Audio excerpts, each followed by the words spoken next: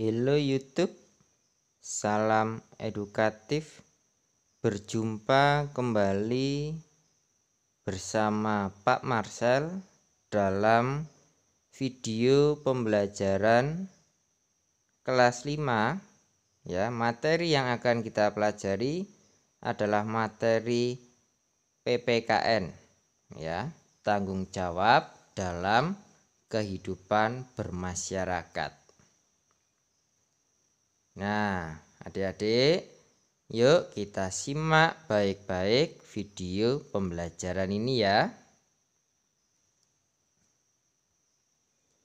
Nah, tentunya kita semua punya kewajiban ya, baik di rumah, di sekolah, atau bahkan di lingkungan masyarakat.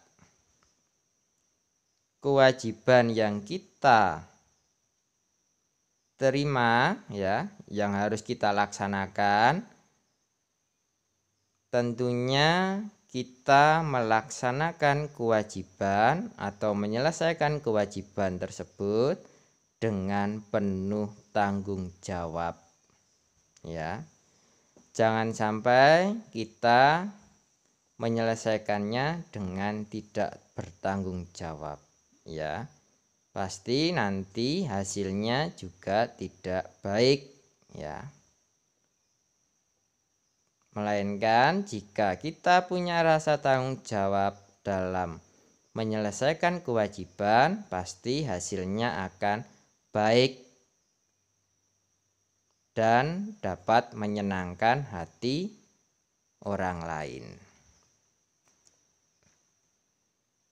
Kita di sini yang tinggal di dalam masyarakat sudah menjadi warga masyarakat ya, dan di masing-masing kita punya kewajiban untuk ikut serta dalam usaha pembangunan sosial budaya ya, membantu pemerintah dalam membangun sosial budaya, memajukan Indonesia. Apa itu pembangunan sosial budaya? Yaitu kegiatan yang dilakukan untuk memajukan kondisi sosial dan budaya masyarakat. Ya, jadi itu artinya, arti dari usaha pembangunan sosial budaya. Nah, misalnya contohnya ya, contoh pembangunan sosial budaya. Pelatihan keterampilan bagi ibu-ibu ya. Misalnya keterampilan memasak ya, membuat kue, atau bahkan kerajinan tangan ya. Jadi ibu-ibu di sini punya kegiatan, punya aktivitas ya, jika bisa dan dapat laku jual, bisa membantu perekonomian di dalam keluarga. Yang kedua, melaksanakan program wajib belajar ya, 12 tahun ya. Jadi kita wajib ya belajar 12 tahun ya, atau bahkan bisa lebih. Nah, ini malah sangat baik ya, tetapi pemerintah hanya mencanangkan ya, memprogramkan wajib belajar sampai 12 tahun, berarti sampai SMA ya, lulus SMA. Yang ketiga, seperti pemilihan ketua RT atau RW ya, atau ketua kepala desa ya, presiden. Nah, itu juga termasuk ya, termasuk dalam pembangunan sosial budaya. Yang keempat, menjadi anggota organisasi masyarakat. Ya, misalnya tadi ibu-ibu, ya ibu-ibu masuk di dalam organisasi masyarakat PKK, ya. Tentunya juga ada pelatihan keterampilan tadi. Itu. Atau menjadi pengurus RT atau RW. Ya. Menjadi anggota Karang Taruna, ya, bagi para pemuda. Nah, itu contoh-contoh usaha kita di dalam pembangunan sosial budaya. Ya. Tentunya masih banyak lagi contohnya, ya. Kalau kita ikut membangun sosial budaya, pastinya punya manfaat, ya, tujuan. Ya, yang pertama, meningkatkan kualitas pendidikan. Ya. Kalau kita pendidikannya baik, ya, seperti tadi wajib belajar 12 tahun atau bahkan lebih baik lagi bisa sampai pada perguruan tinggi, menjadikan sumber daya manusia kita berkualitas, ya, baik, ya. Itu bahkan bisa menciptakan lapangan pekerjaan baru, ya. Itu ketika menjadi baik di dalam pendidikan dan bisa menciptakan lapangan pekerjaan, menjadikan masyarakat kita sejahtera, ya, membantu perekonomian di dalam keluarga. Nah, ini ya. Yang keempat, kita juga punya rasa cinta untuk melestarikan kebudayaan bangsa, kebudayaan daerah. Kita lestarikan, ya, kita ikut serta pelestarian kebudayaan. Ya. Yang terakhir, ya,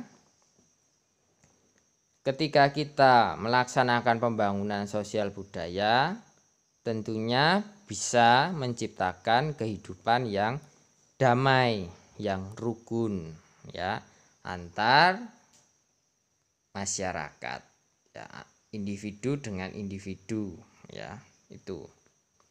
Dan masih banyak lagi, ya, manfaatnya, ya. Itu.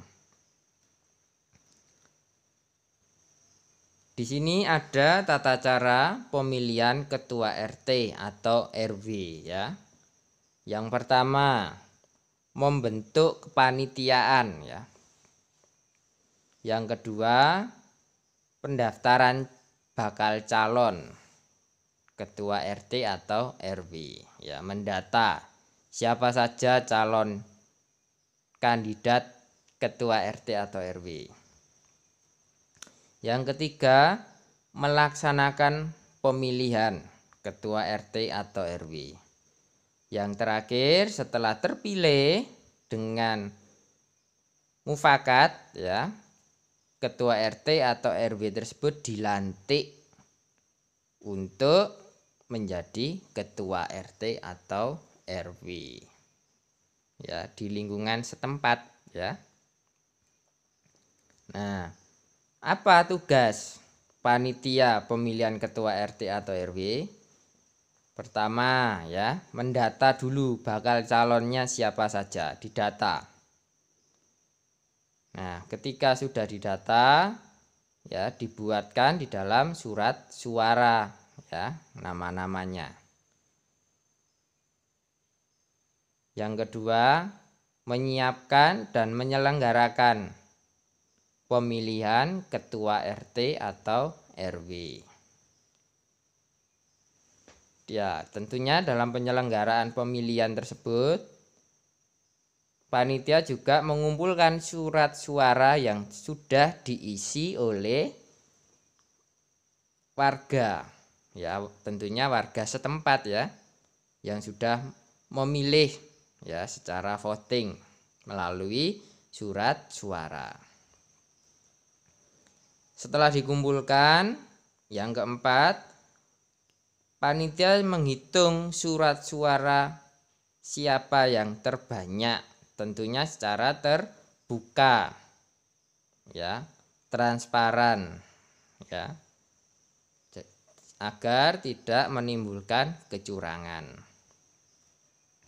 Yang kelima, panitia juga harus mengawasi pelaksanaan pemilihan tersebut secara tertib